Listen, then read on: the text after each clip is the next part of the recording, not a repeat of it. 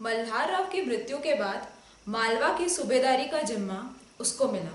3 जून 1766 के दिन पेशवाओं के आदेश अनुसार उसने अधिकार ग्रहण किया।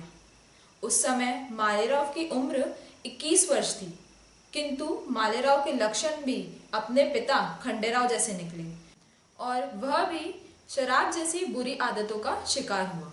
परंतु ऐसी विपरीत परिस्थिति के कारण ही अहिल्याबाई को स्वाधीन रूप से कार्य करने का अवसर मिला। पेशवाओं ने मालेराव को जब जागीर का अधिकार सौंपा, उसके साथ एक विशेष पत्र द्वारा उन्होंने अहिल्याबाई को ज्ञात कराया था कि राजनीति संबंधी कार्य हम मालेराव द्वारा करवा लेंगे, परंतु जागीर की देखरेख पूर्व परंपरा अनुसार आप ही करेंगी। यह पत्र दर्शाता है कि श्रीमंत पेशवा अहिल्याबाई के संबंध में कितने आश्वस्त थे। 17 मार्च 1767 को मालेराव के इंदौर में मृत्यु हुई।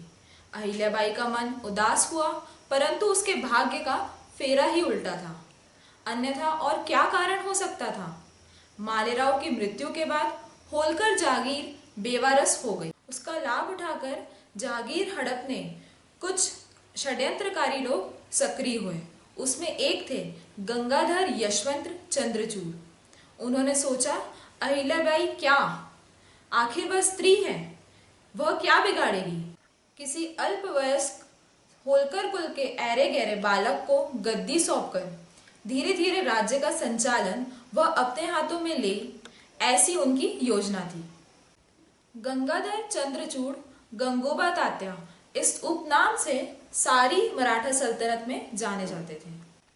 अहिल्याबाई की जायदाद हड़पने की दुर्भावना से ग्रस्त गंगोबा तात्या ने उनके जैसे ही विकृत सोच वाले रघुनाथ राव पेशवा से सलाह की कि यह एक अच्छा मौका है, जल्द यहाँ पहुंच जाओ।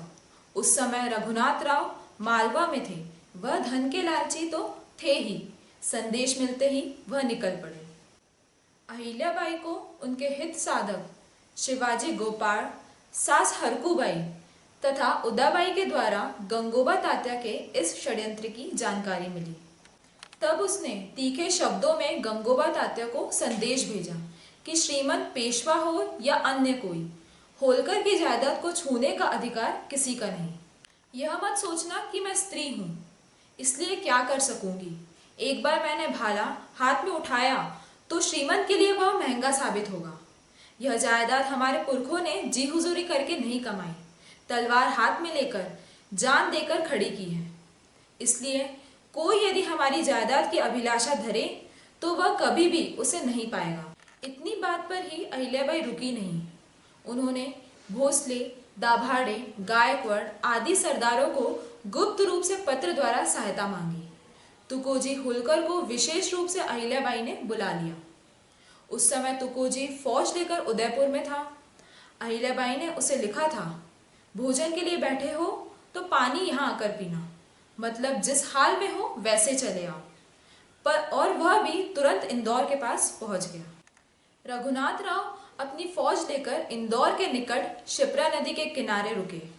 ऐसा कहा जाता है कि अहिल्याबाई ने इंदौर में 200 महिला घुड़सवारों की पलटन खड़ी रखी थी। इधर भोसले, शिंदे आदि सरदार भी सहायता करने सिद्ध हुए। तुकोजी होलकर ने शिप्रा किनारे डेरा डाले रघुनाथ राव को इशारा किया कि यदि शिप्रा लांघकर इंदौर में घुसे तो तलवार से तलवार खनकेगी। अहिल्याबाई ने तो विशेष तरीका अपनाया। उन्होंने रघुनाथ राव को संदेश दिया कि क्या आप स्त्री से लड़ोगे, इससे तो तुम्हारा नाम सदा के लिए कलंकित होगा।